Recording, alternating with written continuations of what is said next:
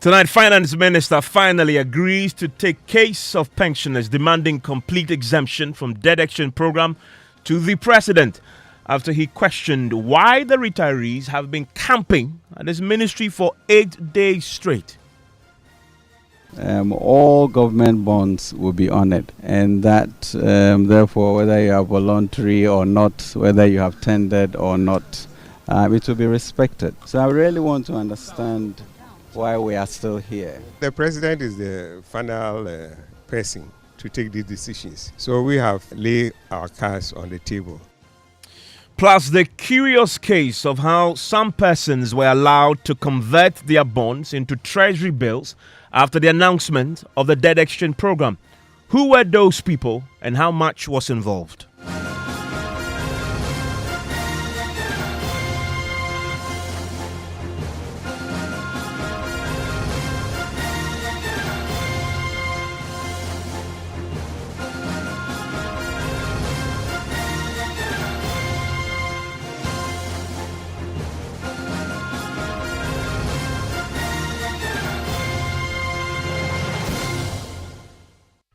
And Top Story is always brought to you by Vodafone. Another day, another protest at the Finance Ministry. And after 8 straight days, the Finance Minister is finally promising to take the case of individual pensioners, bondholders, to President Akufo-Addo himself.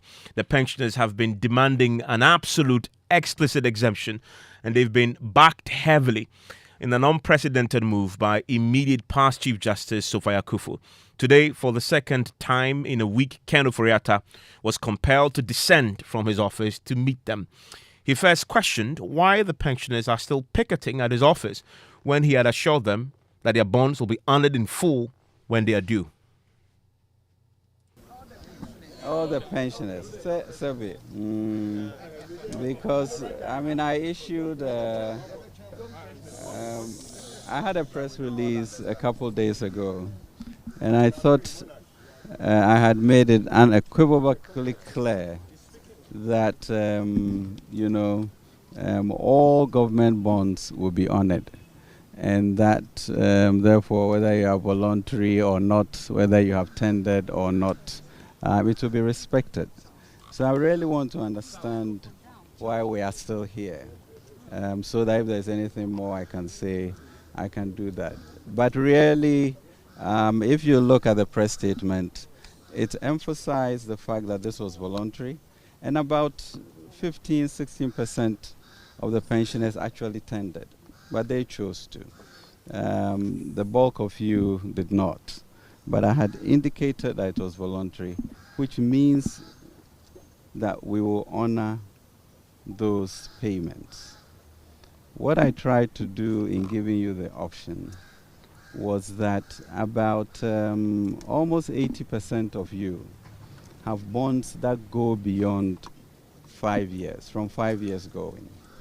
And so in the new arrangement where I have brought everything down to below, from 5 years down, it makes it easier to get your lump sum money faster.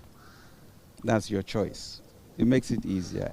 Anytime you are able to get your money ahead of time is good for you. But that's really your choice. And therefore, a lot of you decided not to take it. But that was really the basis of giving you the option. But if you chose not to take the option, we made it clear that we will honor those things. So really, there's no reason for us to be sitting here, because that assurance is been given on paper. So that's why I really want to talk with you guys to see what it is that you are afraid of or that you think will not happen. So my issue, which I told your leader, was that now you have very little of the old bond in the system, which means that in the event of a crisis personally, your ability to trade that paper in is really diminished. But that's a choice you make, that, I don't really care about that, I'll continue holding that. And we are saying if you continue holding that, fine, government would honor those papers. So I'm a little unclear, as to exactly what now the problem is. And I'm looking at the lady here because she keeps shaking her head. So maybe I'm not getting through, and I would like her to you. Yeah. That, I beg your pardon. Well, if there.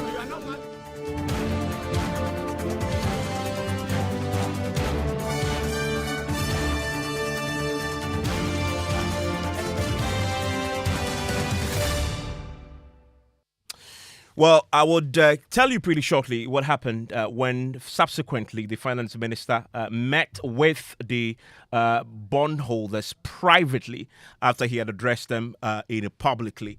And today, as you may well know, Madam Sophia Kufu, who is a former Chief Justice, has in the last 1 week been to the premises of the finance ministry twice to join her colleagues who have been picketing there, demanding exemption from the debt exchange program.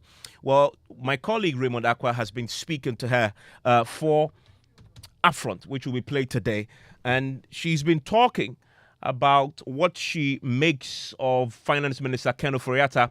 This is Madam Sophia Kufu, the immediate past Chief Justice. Became Minister of Finance in 2017. I heard him on the TV.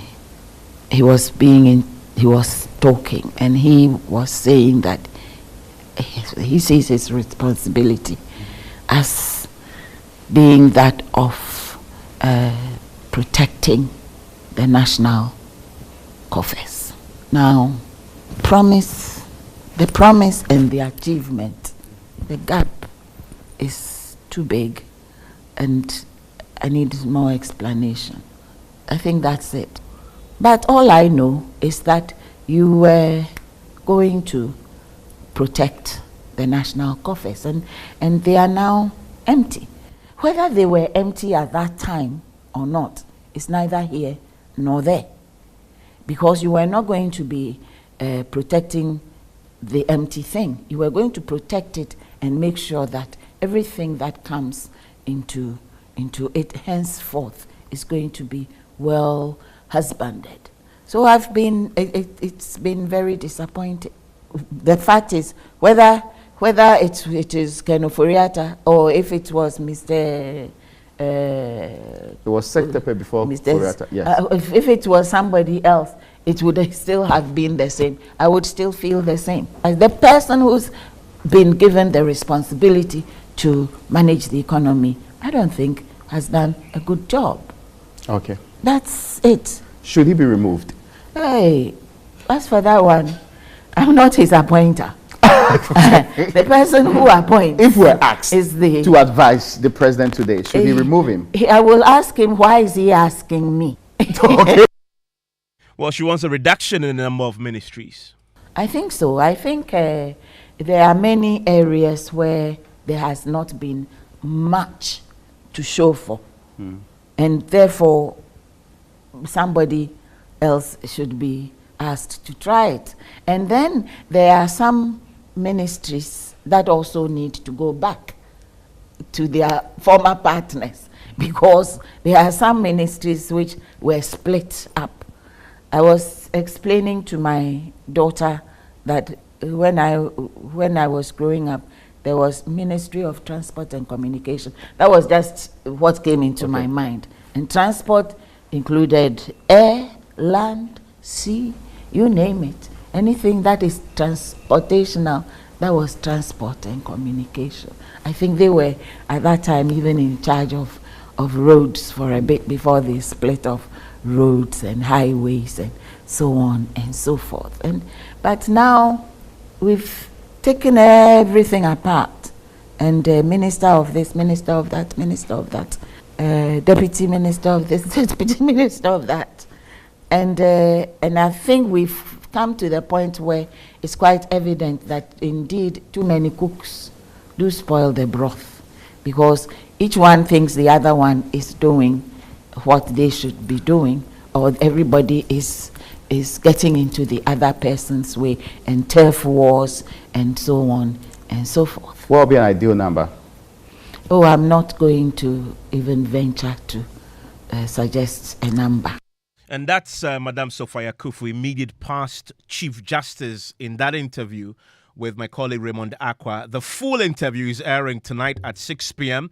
It's on Upfront on the Joy News channel. It's going to be live on our many social media platforms as well. Just make a date at 6 p.m. on the Joy News channel, or just log on to our Facebook page and just watch that full interview with Madame Sophia Kufu, who, by the way, has joined the fight with the individual pensioner bondholders who today, beyond meeting the finance minister in the open on the premises, also managed to secure a private meeting with him. Dr. Edward Aniemchi, who's a convener of the group, addressed journalists after that and told journalists that the finance minister has committed to take their case to the president himself. He told us everything, all the things that you have been telling us, the difficulty, everything. So the same English. English.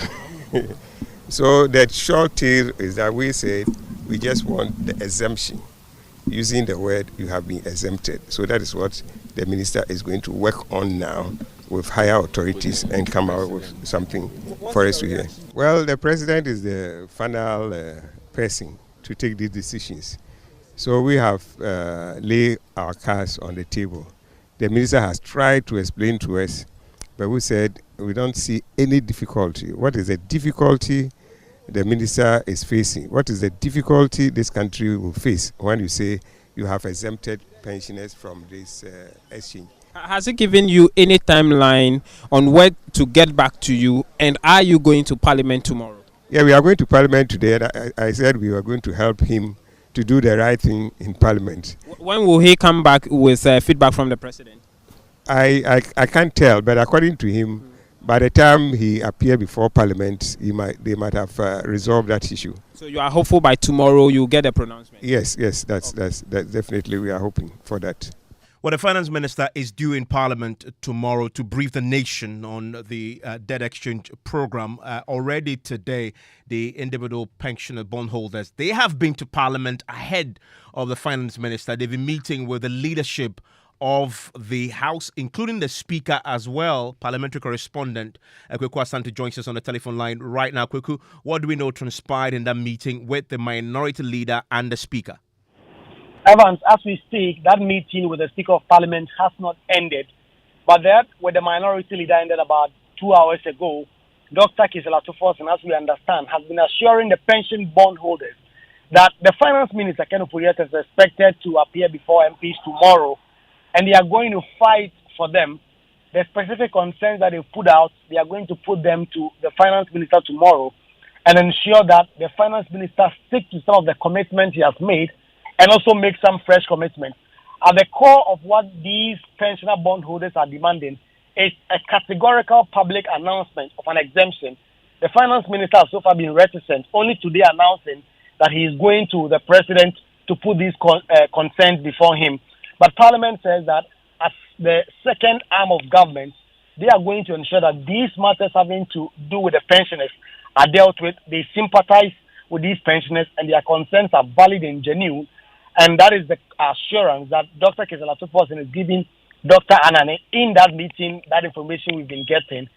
Whilst that meeting of the Speaker is yet to be ended, if anything that the Speaker has said on the floor is anything to go by, he has also repeatedly expressed his concerns that people who are around his age are back on the streets protesting and demanding something as basic as exemption from this domestic debt exchange program. There are those who have expressed concerns that if this exemption is granted, it will not derail government's plan at getting an IMF deal. And so the Speaker himself is worried why the Speaker of Parliament is worried why the Finance Minister is not granting these concerns. And so that meeting, we understand, will end any moment from now. Ahead of that meeting, crucial briefing that Ken Ofori-Atta is expected to give MPs tomorrow. And what form will this Ken Ofori-Atta briefing take tomorrow before Parliament?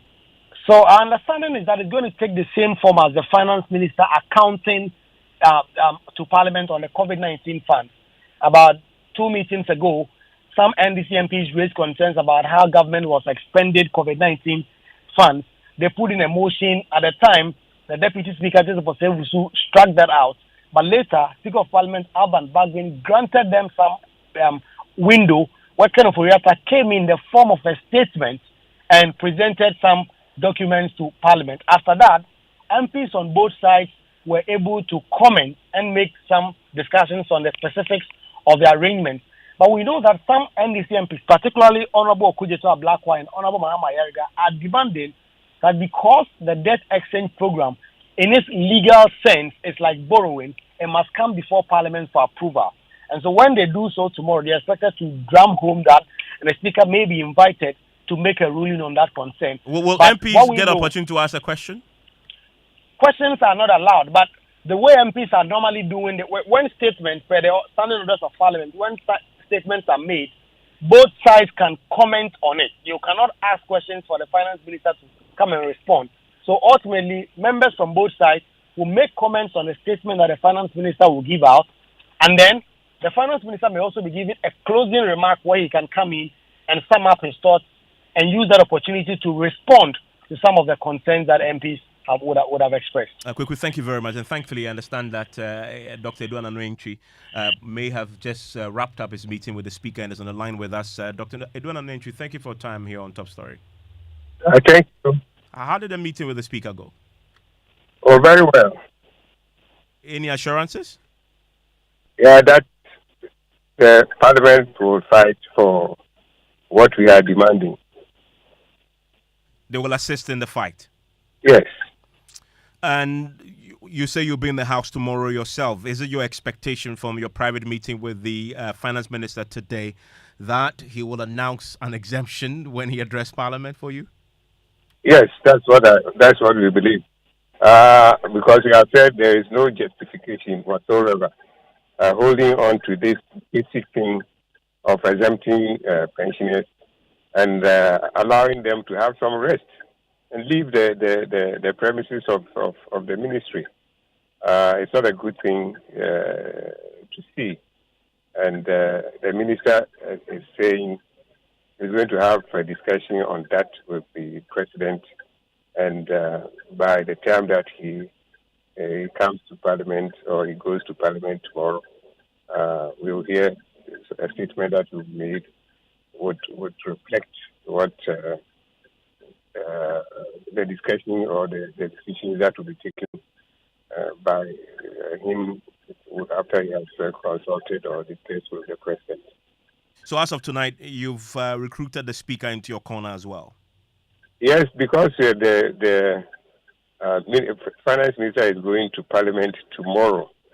We felt we should brief the leadership of Parliament on the matter sufficiently. And so yesterday, we had a discussion with the majority leader. This afternoon, there was a discussion. That one, it was between myself and the minority leader. I didn't get the other people to join me because of the time that he called, that he was ready to let me in. But afterwards, that was around 2 o'clock. But we also had a meeting planned with the Speaker at 3. A delay. We have just finished with that meeting too.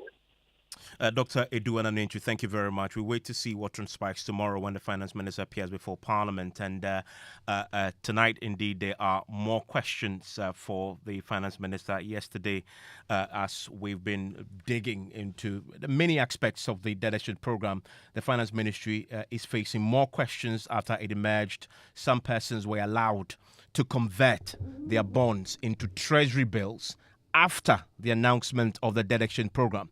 The disclosure was contained in a Finance Ministry statement yesterday communicating the success of the debt exchange program. My colleague, data analyst Kofi Ajay, joins me live now with more. Kofi, yesterday we identified some discrepancies in the numbers. There was an attempt by the Finance Ministry to explain the gaps, right? Now, in paragraph 5, they admit the discrepancy and say, quote, "The outstanding principal amounts presented in this press release differ from the outstanding principal amounts in the exchange memorandum and have been adjusted to deduct A, amounts of eligible bonds held by persons that are not eligible holders and that were not eligible to participate in the exchange. And that is understandable because it includes the pension funds, although their bonds were eligible, though they themselves were not eligible to participate because they've been exempted. Exactly. So that was accounted for. But it is the B that is raising a lot of questions tonight, which is that amounts held by persons following the announcement, amount held by persons that following the announcement of the exchange converted their eligible bonds to treasury bills. So the finance ministry itself is now disclosing to us that after they announced the debt exchange program, there was a group of people who managed to convert their bonds into treasury bills. Questions have been raised. How is that even possible? Because I'm a bondholder. If you told me there was a possibility that I could actually convert my bonds into treasury bills, goodness me, I'll snap off your hand. Absolutely. Because I'll want that. It's 35% plus up there. I'm escaping the haircut from, the debt exchange program, etc. I will do that conversion. But now there is this disclosure. Key questions: who are these people? How much was involved? We have been asking these questions. Bright Simmons, who is the honorary vice president of the think tank Imani Ghana, has also been looking into it and has written extensively about it. What are his own thoughts on this matter? Well, Evan, first, Bright calls this the magic math of Ghana's debt games. And according to him, we have a lot of theories governing this whole, math that we're seeing. So the most concrete is that Bank of Ghana bought dollars from private sector through a swaps. So the banks covered by buying bonds, and the banks told Bank of Ghana that if they touch those bonds, the swaps will not be unraveled and BOG will not need to pay the dollars. So obviously BOG doesn't have the money to pay the swap. So, and then also there are also contractors holding bonds connected to some government liability exposures. So restructuring those bonds will amount to a double default. Now, Evans, Bright has also been saying that the truth is that if the treasury bills have lower maturity or higher interest, then these bonds or treasury swaps imply that an actual increase in government's domestic debt burden. So which is somewhat unacceptable. They believe that's crazy. Yeah, but crazy, the fundamental point is there are real questions that the finance ministry must answer. Kofi, we noticed yesterday that the numbers were not exactly adding up. What did we observe? So we've been looking at the numbers, and there are 3 bonds to exchange right now. First is the GOG bonds, second is ESLA, and the third is the Dachi bonds. And so for the GOG bond, at the initial stage, the original amount to be exchanged was 126 billion Ghana cedis.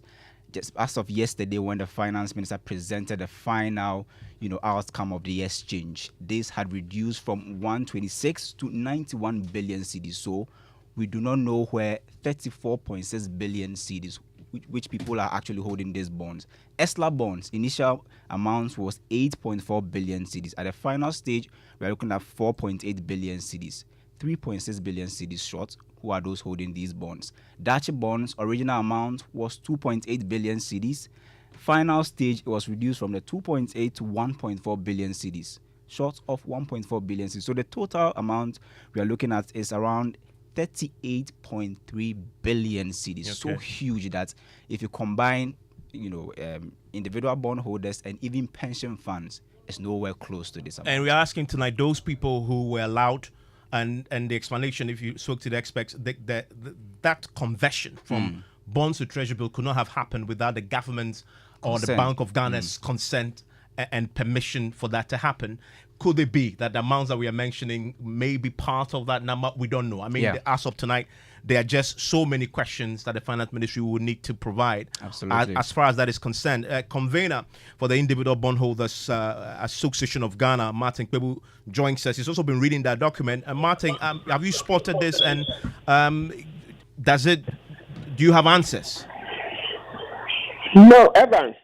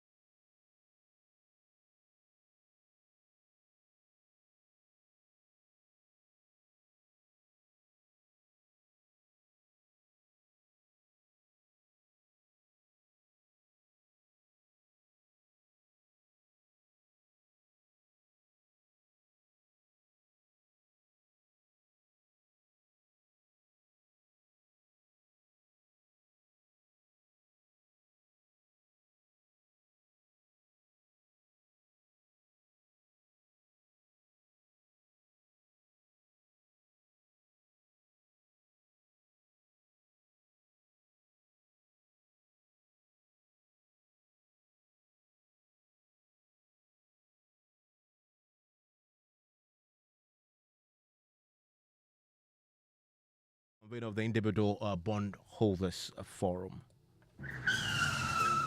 Joe, Wunty, Enterprise Insurance would dear woman promo nana. Hey, what it? 4 coupons. Wom, washing machine. Wom, car washer. Wom, baby, wom, obiadia, wom. Buy or renew your existing motor insurance policy and win instant rewards such as fuel coupons and branded gift items in this year's Udia Woman Motor Insurance promo. You could also win an iPhone 14, front load washing machine, high pressure car washer, vacuum cleaner, and an auto tire inflator during the monthly raffles and a slick clutch rocket motorbike at the end of the 6 months promotion. Make no slacku. Call your insurance broker, agent, or visit any Enterprise Insurance branch and get your reward now. You can also call us on 0302 634 777. This promo is in partnership with NLE on the Characters platform. Terms and conditions apply. Enterprise, your advantage.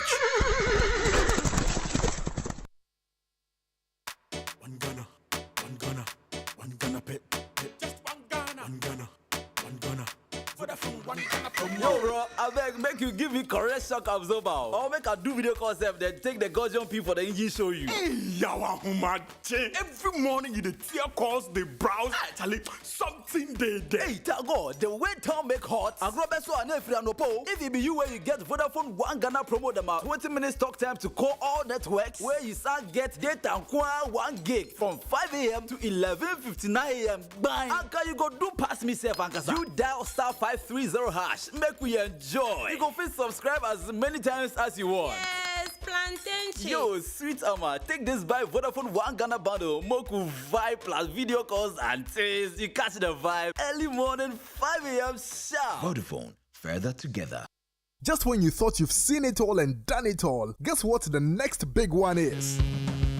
Adansi Travels, the 2022 GTA Best Tour Operator in Ghana, in partnership with your cruise people, brings you the most exciting cruise to happen in a lifetime to Greece, Turkey, Italy, and Spain.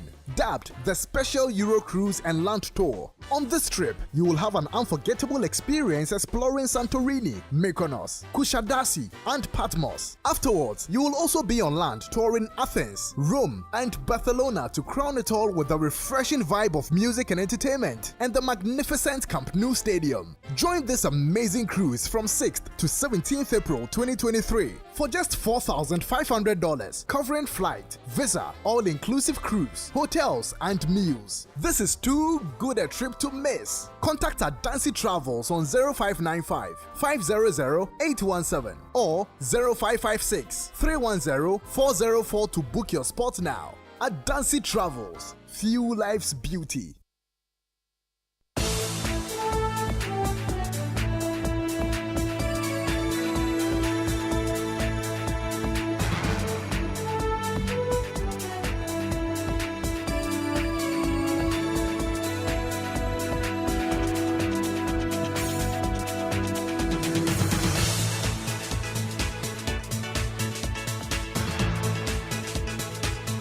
On Newsnight tonight.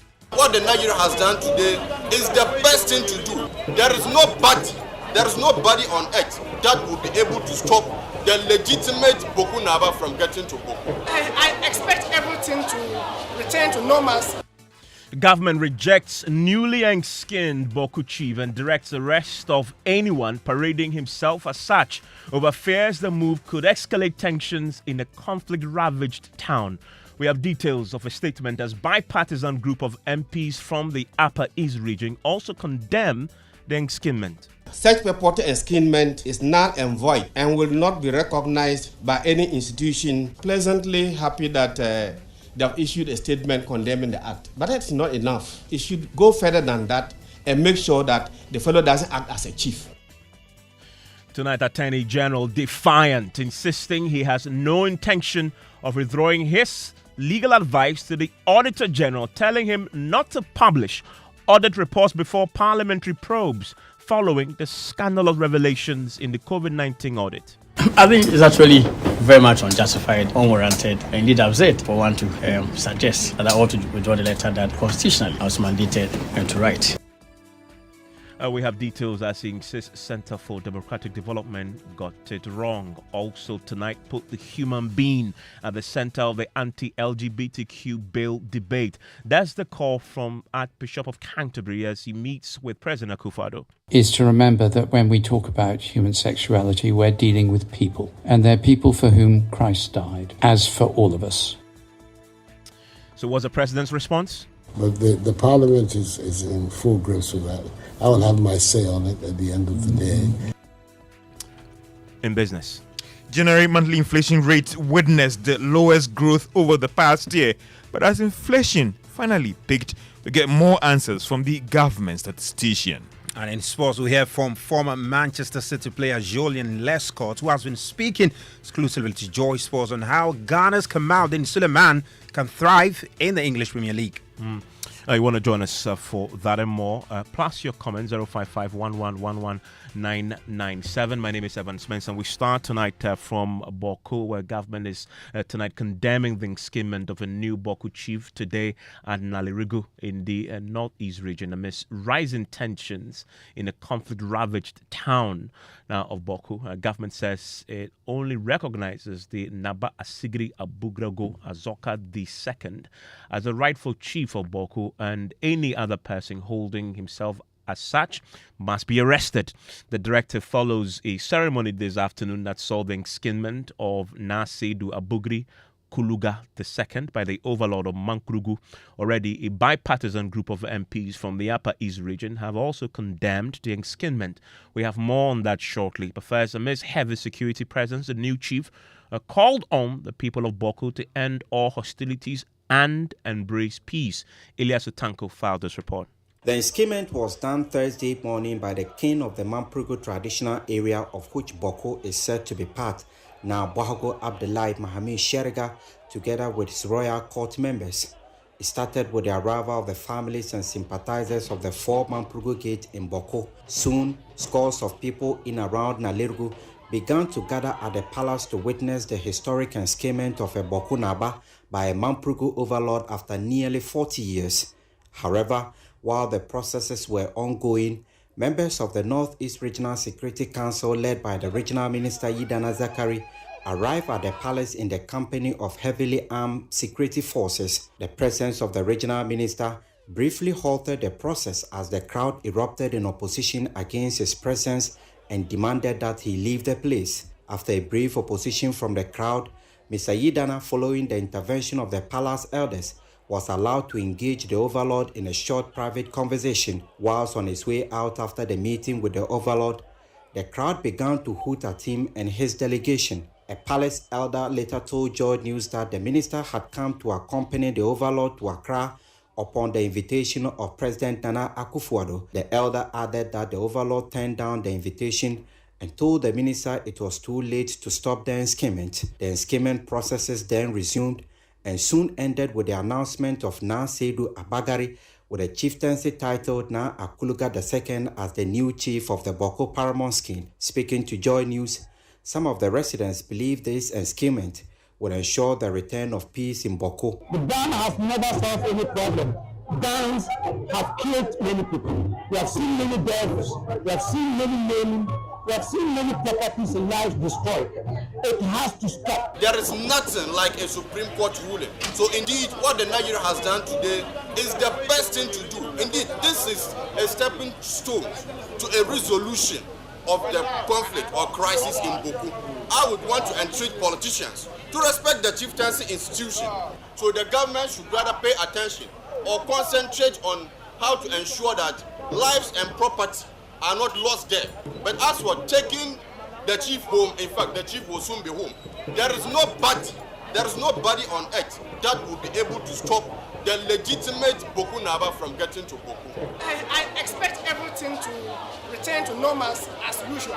So everybody in Mamprugu, Upper East, in North East, we are happy to see such a thing. The new chief is a popular retired educationist whose grandfather was the 12th Bawku Naba. He was unanimously approved by the crowd as they burst into loud cheers amidst drumming and dancing. The new chief, Na Akuluga II, called for an end to all hostilities in Bawku. Finally, Bawku exist Ilyasu Tanko, reporting from Nalirgu for Joy News. Well, tonight the government has issued a statement on the back of this scheme. My colleague, my senior Major Thompson, joins us in the studio with details of this. What does the statement say? So, Evans, this is a very straightforward letter, strongly worded from the Ministry of Information, and I read verbatim. It says, the government condemns developments in Nalerigu today, February 15, 2023, concerning the purported enskinment of a new Boko Naba as illegal and a threat to national security. Government further reiterates that Naba Asikri Abu Grago Azoka II is the Boko Naba fully or duly gazetted and a member of the National and Upper East Regional Houses of Chiefs. The security agencies have therefore been directed to arrest and prosecute any other person who holds himself out as a Boko Naba. Further, any developments that have the potential to undermine the peace of Boko will also be dealt with swiftly and in accordance with the law, Evans. Mami, thank you very much. A bipartisan group of MPs from the Upper East region in Parliament have also tonight condemned the rival chief. MPs say the purported enskinment is null and void and will not be recognized. Listen to MP Vozibela and former Majority Leader Cletus Avoka, who spoke on behalf of the group. It has come to the attention of the members of Parliament from Boko Central, Zebila, Binduri, Pusiga, Mpane, and Garu, who include Honorables Mahma Ayaraga, Cletus Avoka, Abanga Abdullahi, Haji Ladi Ayi Ayamba, Lydia Lamisa Kamvareba, and Honorable Albert Akoko Alazuga, that the Nairi, Na Bohugu Mahami Abdullah Sherga II has purported to enskin a rival chief for Boko. This is unacceptable and should not come from a person of his stature. Such purported enskinment is null and void and will not be recognized by any institution under the 1992 Constitution. The government of Ghana must take every step to ensure the maintenance of peace and security and hold perpetrators of this criminal act accountable. Meanwhile, the members of Parliament for the area call on the people of the Kusauk traditional area and its environs to remain calm and assure them that this unlawful conduct will not stand. We are watching closely the level of political will of the government of President Nana Akufo-Addo and Vice President Alhaji Mahmudu Bawumia in respecting the Constitution of Ghana and the right of the Kusasi people to rule over their own land and to have their independence. The Zugrana Naba Asigri Abogorago Azoka II, who is the Boko Naba and president of the Kusa Traditional Council, remains the only recognized paramount chief of the Kusa Traditional Area as recognized by law. The conduct of the Nairi has the potential to aggravate the already precarious security situation in Boko, and this must be resisted. Well, they want government to do more. Yes, we are pleasantly happy that they have issued a statement condemning the act, but that's not enough. It is not enough to condemn the act. It should go further than that and make sure that the fellow doesn't act as a chief. That is important. Not words alone, but action by government. There cannot be a rival chief in Boko. There is one chief recognized by law, and that should be respected by everybody under this constitutional dispensation. So government should not just say that we condemn it, but make sure it doesn't work. No rival chief exists in Boko. That cannot be tolerated. I'm very surprised that this incident could not be nipped in the bud, that could have been prevented. We all know that prevention is better than cure. I think that they have enough intelligence on the ground to have informed government to avert this development. It is unfortunate that it wasn't averted, but we are still confident that the government of the day will make sure that there is no rival chief in Boko. I want to bring in my correspondent, Ilyasu Tanko, who has been following this for us today. Ilyasu, I'm very curious. So this enskinment, was it done under police protection? Well, the police or the security arrived at the time that preparations were about to start for the enskinment. In fact, the enskinment had already begun when the regional minister led another group of security forces to the area in attempt, as we understand, to stop this particular process. And so, indeed, the police, the security was there when this particular event or processes started. They were there from the beginning to the end. And it went ahead peacefully. Hello, Liasu. Hello, Evans. It went ahead peacefully. Yes, it did. Go well because and there was no event and nothing happened. The only time that the process was briefly erupted was when the regional minister came there, and the crowd that had gathered at the palace had to hoot at him, possibly for him to leave the place. And so that was the only time that they had a brief interruption of the process. But it resumed and went on successfully. Thank you very much, Eliasu, for joining us with some clarity on that situation. I want to bring in security analyst Adam Bona, who follows this very closely. Mr. Bona, thank you for your time here on Newsnight. Thank you for having me, Evan. So we've seen the statement from the government, and I'm curious. I mean, Eliasu confirms that this enskinment, which the government now describes as illegitimate, and now has directed the arrest of this individual who has been skinned,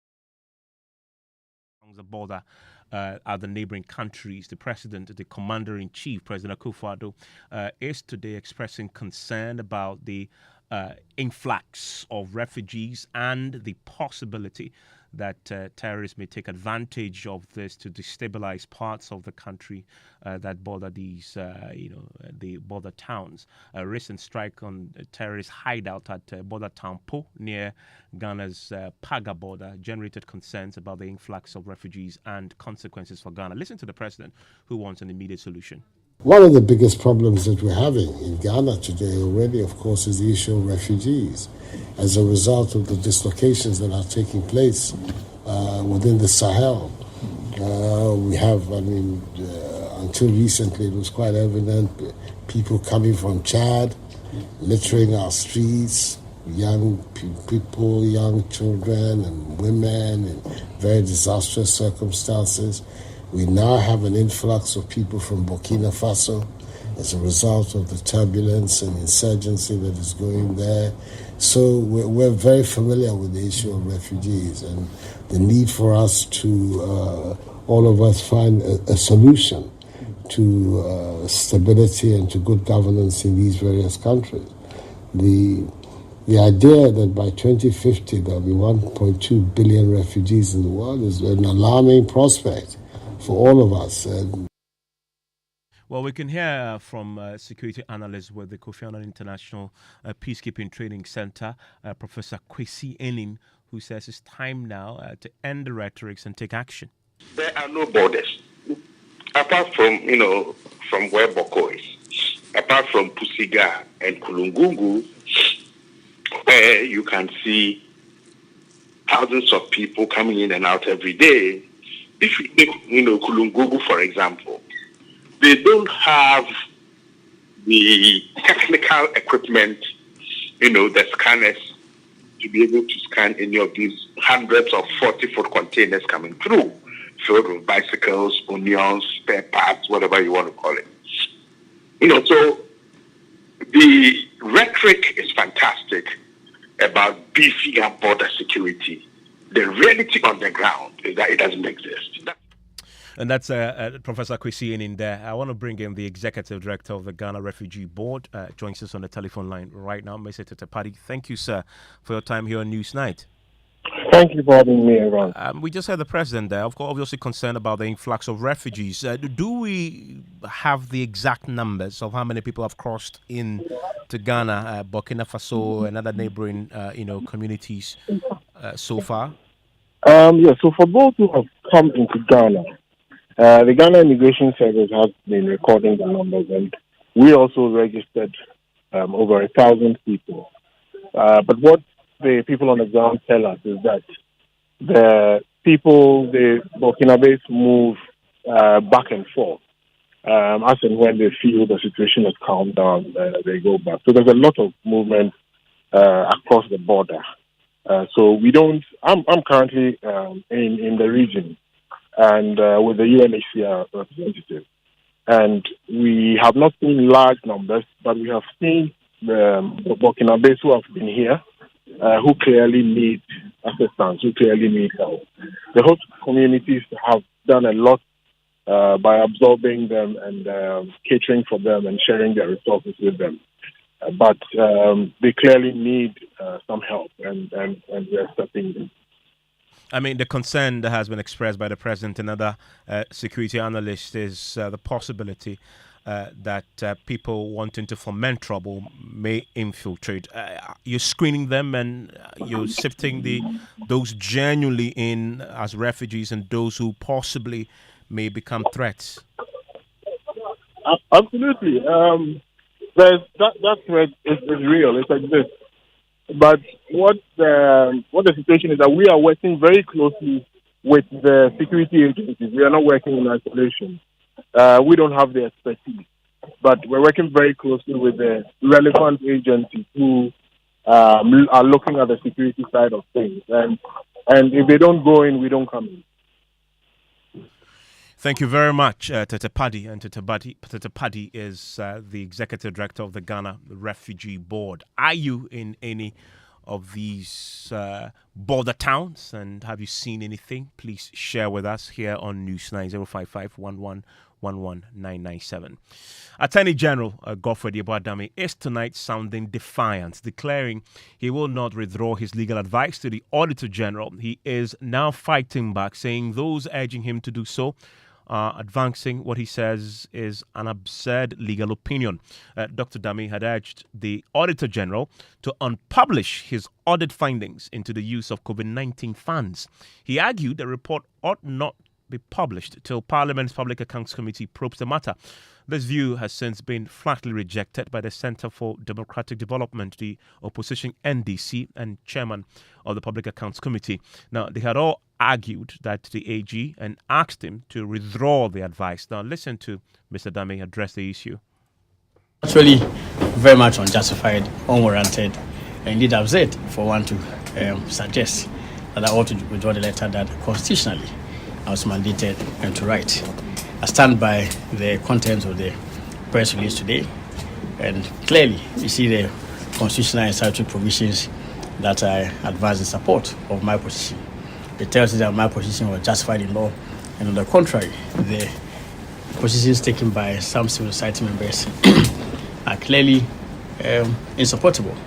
I think that the call for me to withdraw an advice that I gave to the Auditor General in lawful exercise of my constitutional mandate under the 1992 Constitution, and I've referred to those provisions in the law, Article 189 of the Constitution, Article 295 of the Constitution, as well as the fundamental provision, Article 88 of the Constitution, which shows that indeed the Attorney General ought to be the legal advisor to the Audit Service, which is part of the Public Service of Ghana, and that's the Auditor General. Is also part of the Audit Service, which is also a member of the Public Service of Ghana. So clearly, I do not see how it can be contended that Attorney General cannot advise Auditor General. That is an absurdity of the highest standard, or standards, the highest order, and I think that it is unwarranted. Indeed, it will constitute a very dangerous precedent for this nation if the Audit Service were to be taken out of the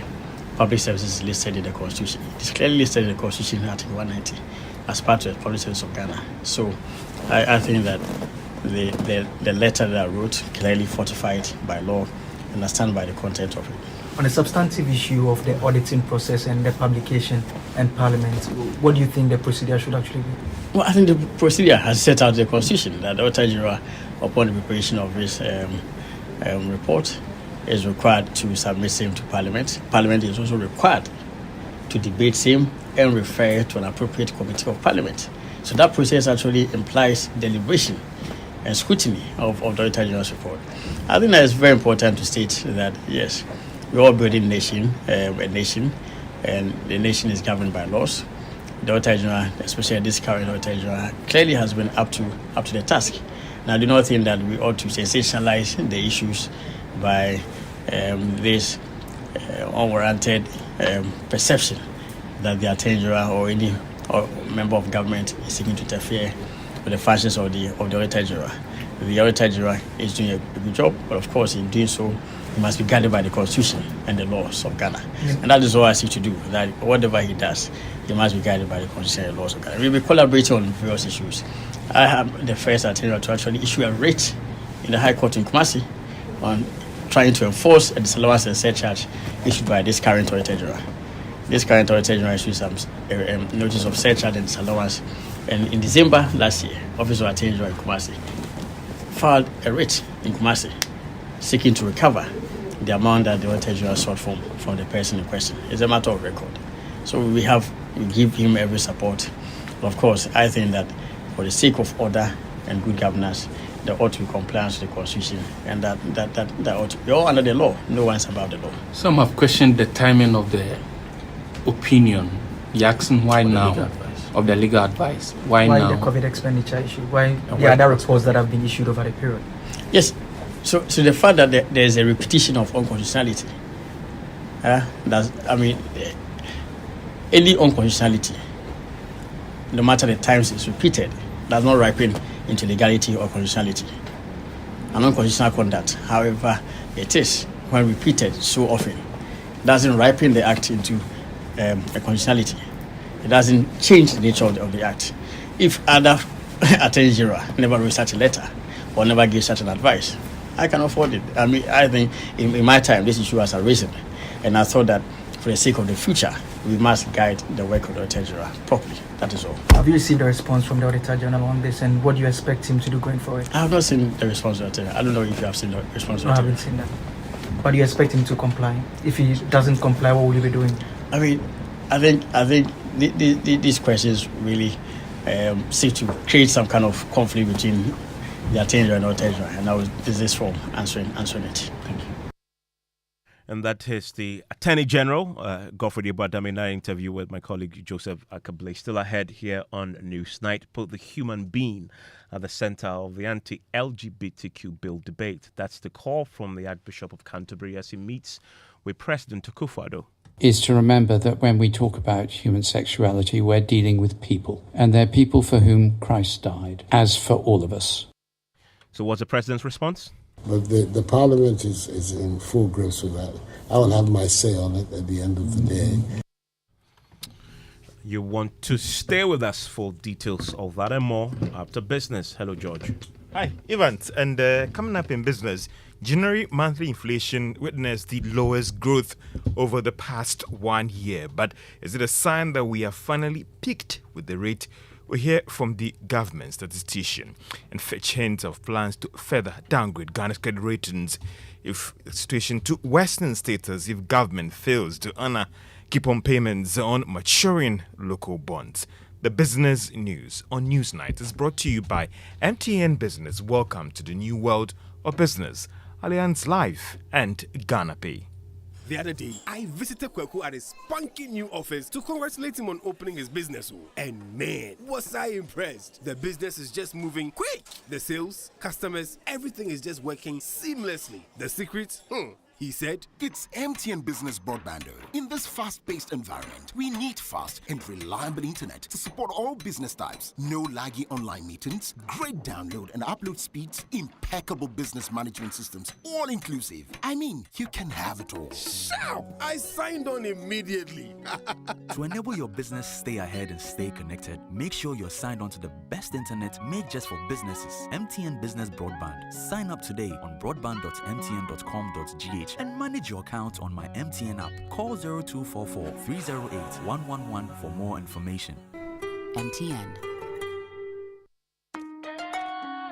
Son, we are so proud of you for setting up this hospital. I really love those hospital beds and waiting chairs. By the way, did you import them? No, Dad, I didn't. I actually got them from Kindle Books and Stationery right here in Ghana. Wow. We also bought our office supplies, safes, executive desks and chairs from Kingdom, and they gave us expert advice on how to set up our office. Guys, that makes 3 of us. I also got our sofa and bedroom sets, plus our dining hall furniture for our new home from Kingdom. Wow, Mom, that makes 4 of us. I usually get my stationery items from Kingdom. And my teacher also mentioned that our classroom furniture was provided by Kingdom. So there you have it. Whenever you're thinking about setting up an office or acquiring furniture for your home, etc., Kingdom Books and Stationery should be your first point of call. With over 40 years experience in the industry, we stock and supply a wide variety of globally sourced office and home furniture, stationery and equipment. Visit our head office, Osu Akwaje, or our office near the Osu Stadium. We're also in Tema Community 1, opposite Olam SHS, Kumasi KNUST campus, UCC Cape Coast, and now at the Marina Mall, Airport City. Or call us 0302 764101, 764209, or 762792. Visit our website www.kingdomgh.com.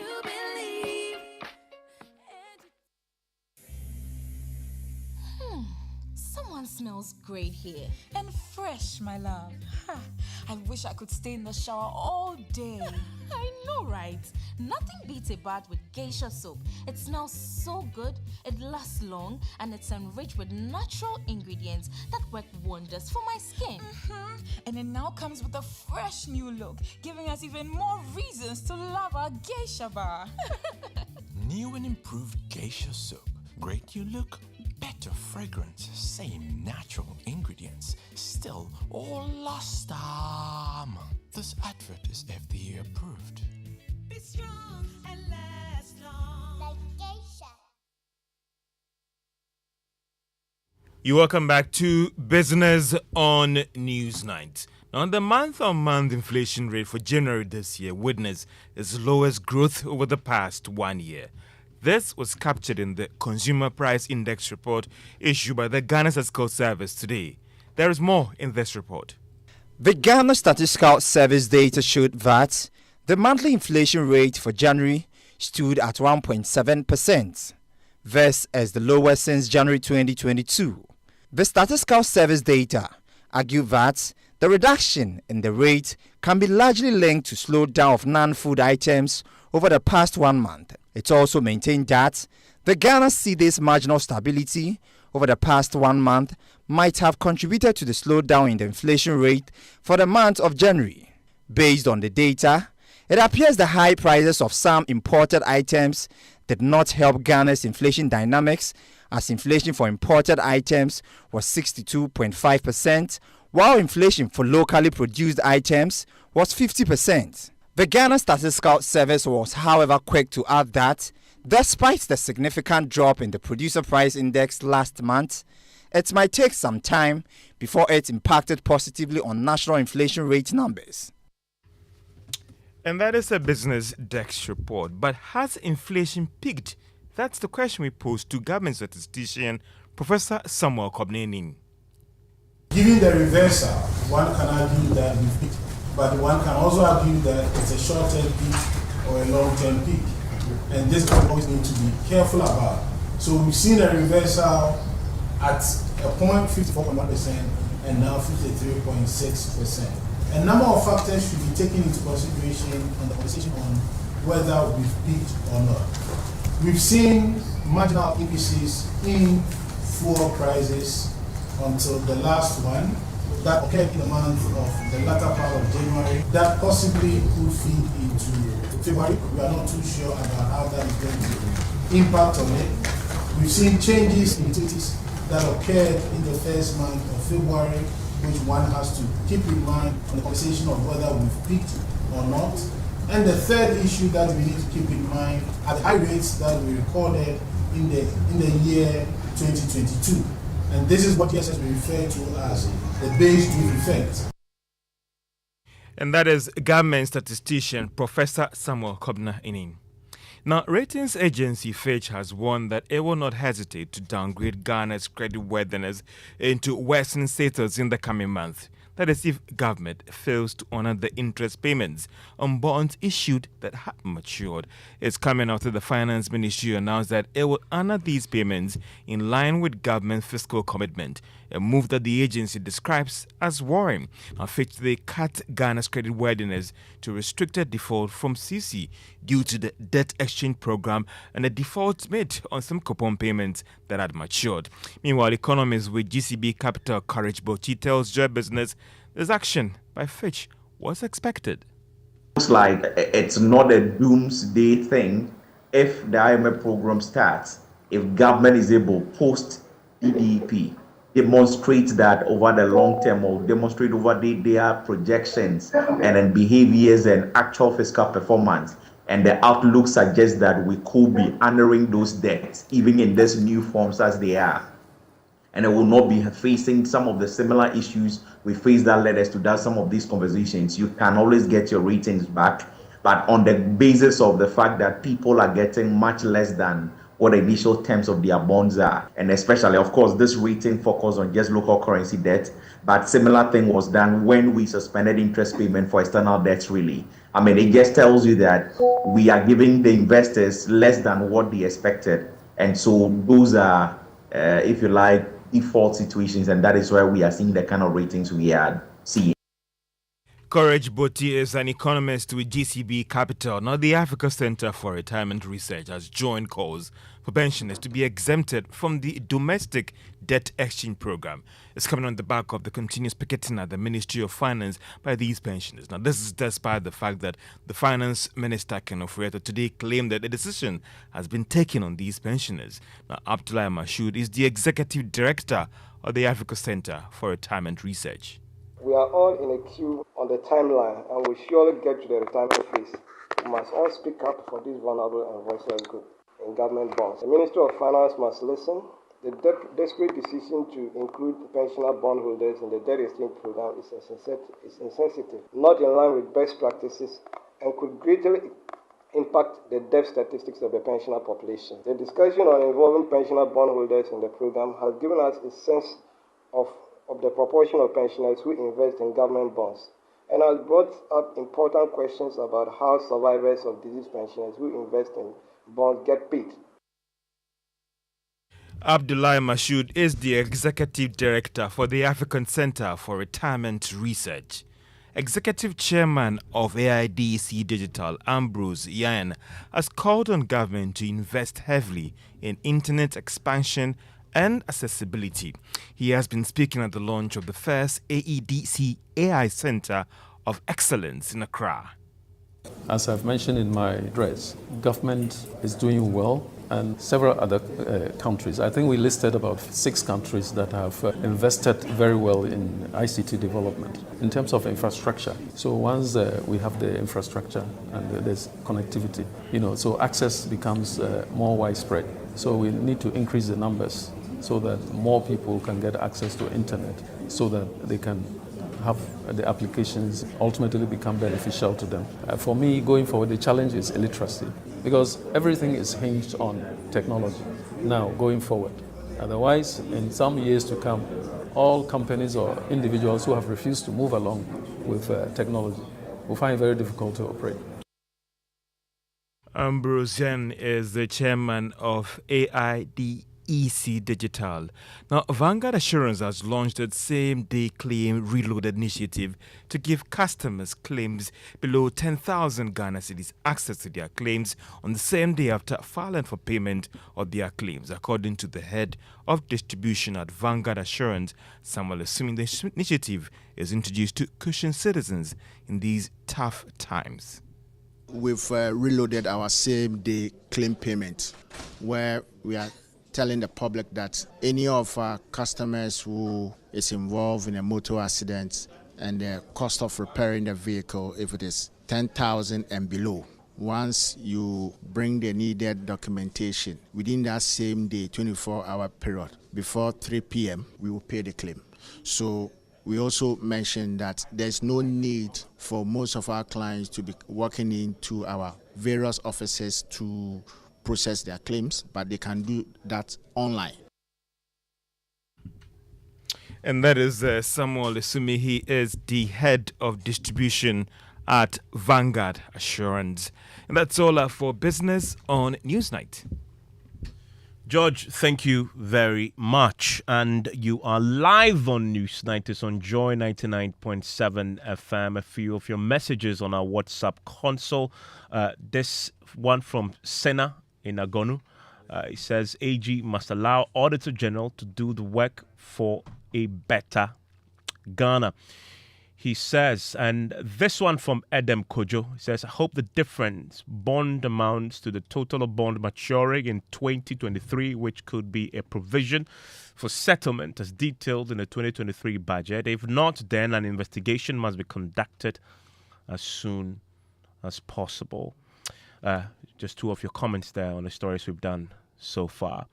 Now, Parliament will soon start the consideration of the Promotion of Proper Human Sexual Rights and Ghanaian Family Values Bill. The private members' motion, sponsored by the Members of Parliament for Pram Sam George and others, proposes to introduce wide-ranging restrictions on LGBTQ+ rights when passed.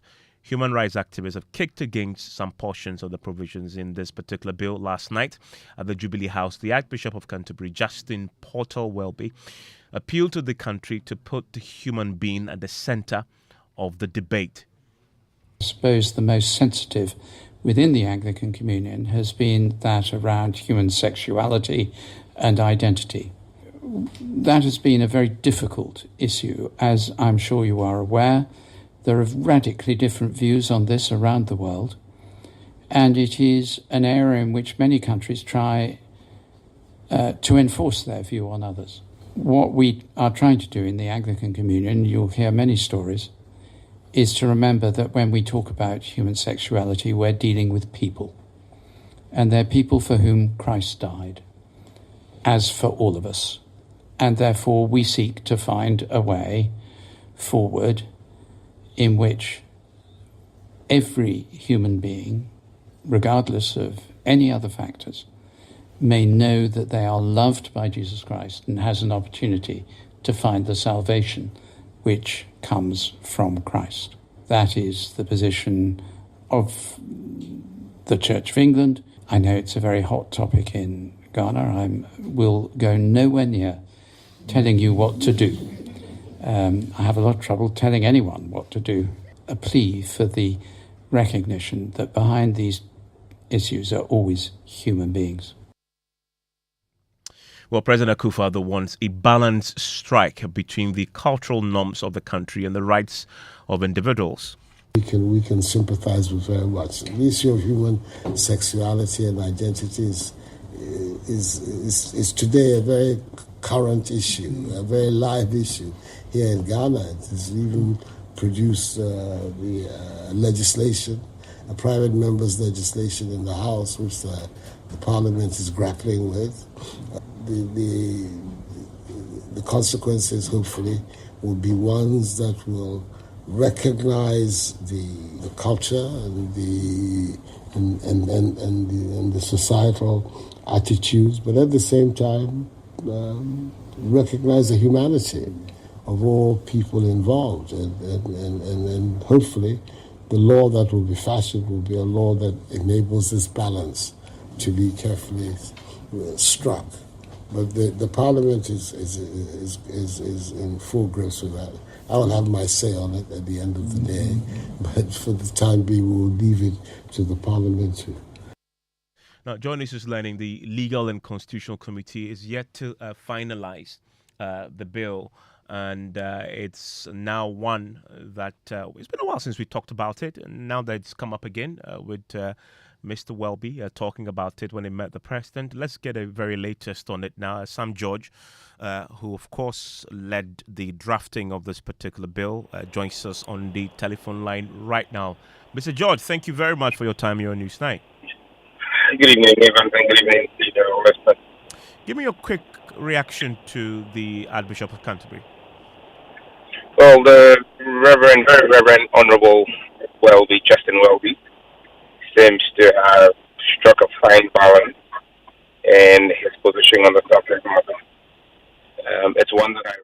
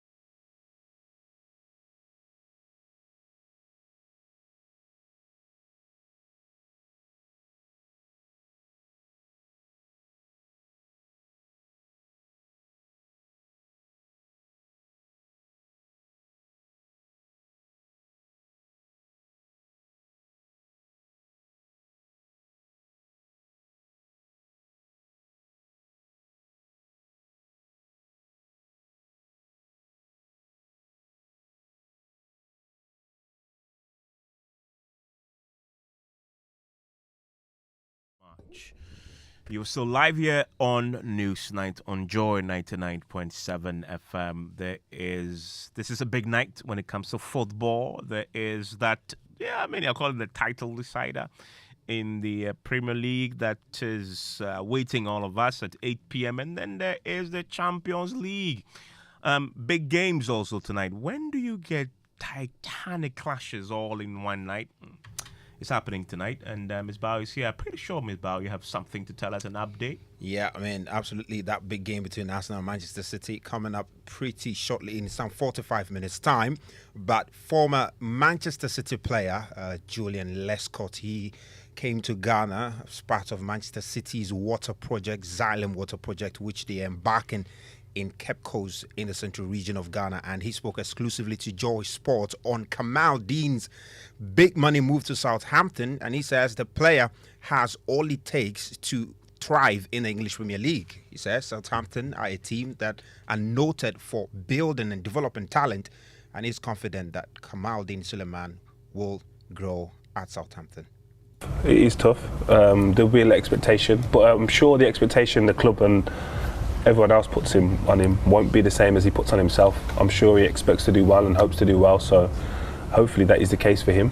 And it's not a short-term project. They haven't signed him just for the last 6 months of this season. The model that Southampton are using is similar to the one of Dortmund in regards to trying to recruit younger players to try and develop them. So I'm sure that's the case with him, and I'm sure he just wants to play. The opportunity to play in the Premier League, regardless of who it's for, is a big opportunity for everyone. So hopefully he does well and shines a great light on Ghanaian football. So Julian Lescott, the two-time Premier League winner and former Manchester City player, spoke to my colleague Misha Queno there. Well, Evans, like you mentioned, the Premier League commentary, Champions League commentary continues tonight on Joy 99.7 FM at 8 p.m. Which games are those? Chelsea and Dortmund. Woo. Big game in Germany. Hot. Live commentary here. Fento Tahir and Gary Alsmith will bring you. What time does it start, though? 8 p.m. Same time as the Man City versus Arsenal. Yeah. Oh, goodness. So you're going to be watching this a bit God. and watching this a bit. Yeah, how am I going to do it? But look, so here's the thing. I'm going to listen to commentary on radio. Okay. And I'm going to watch muted the television. Man City Arsenal. It's a big game. It's a big game, Yeah. But Arsenal, they're carrying form. It's difficult. We'll see. Thank you very much, I'm grateful for that update. And listen, I quickly want to update you. And then tomorrow we are counting down to the finance minister appearing before Parliament to update the House on the domestic debt exchange program. And I'm sure you've heard as we've been talking about the developing story all day. The finance minister meeting with the individual pensioners, bond holders, and assuring them that he will be taking their case to the president and may announce an exemption for them tomorrow when he appears before Parliament. The man who filed the request for the finance minister to come before Parliament joins us on the telephone line right now. It is Samuel Kudjeto Ablakwa, MP for Norton, is on the line with us. Mr. Ablakwa, thank you for time here on Newsnight. Always a pleasure, Evans. So, your expectations tomorrow when the finance minister comes before you? I expect that the finance minister will be candid, will be transparent, he will be very sincere. I expect him to present a comprehensive and very factual account of this whole domestic debt exchange program. I am also expecting the finance minister to come clean on a number of discrepancies. When you look at the statement he issued on the 5th of December 2022, he said that the domestic exchange will be an exchange of some 137 billion bonds, domestic bonds, which includes ESLA, Dachi bonds, and new bonds issued by the Republic. You compare that statement to what he issued yesterday, and the numbers are not adding up. They claim that more than 84% of bondholders have signed up. With that figure, 83 billion Ghana cedis. They are not adding up. So we will need to understand exactly what has gone on. We are also concerned that it appears that some opaque window was created for some shadowy bondholders to, as it were, do a quick transfer into the treasury bill market. How come that was not announced, that was not known by anybody, and others appear to have enjoyed a preferential treatment? That discrimination, what explains that? Then we are also interested in why we are here. Why should we be here in the first place? Why has the finance minister brought all of this untold hardship, this excruciating pain, where we have senior citizens now picketing the Ministry of Finance, where we have all of this anxiety, the collapse of this economy, the unsustainable debt, which he was benefiting from. His bank, Data Bank, was at the center of really profiting from our miseries. So we expect him to be very transparent, to come clean, and to do an impartial diagnosis of why we are here and what measures he will be putting in place to ensure that we never return to this terrible place we find ourselves. So those are the expectations that we have. Samuel Kudedabraka, thank you very much. And it's going to be live on the Joy News channel, live also on Joy 99.7 FM and across our many social media platforms. And now let's talk about the classroom project, because some 700 school children are risking their lives daily, sitting in weak school structures just to access education, having told the tragic story of the 7 kindergarten children who lost their lives in Bremen, Jamra 6 years ago. We here at the Multimedia Group Limited have decided that we will not sit back for that to happen again. And yes, that's why we here are asking you to make a contribution to complete the school for these children so it doesn't happen again. Listen to one of the children affected. It is dangerous for us to learn. When the rain enter the classroom will be very dirty here. So we don't want this class again. We want a new one.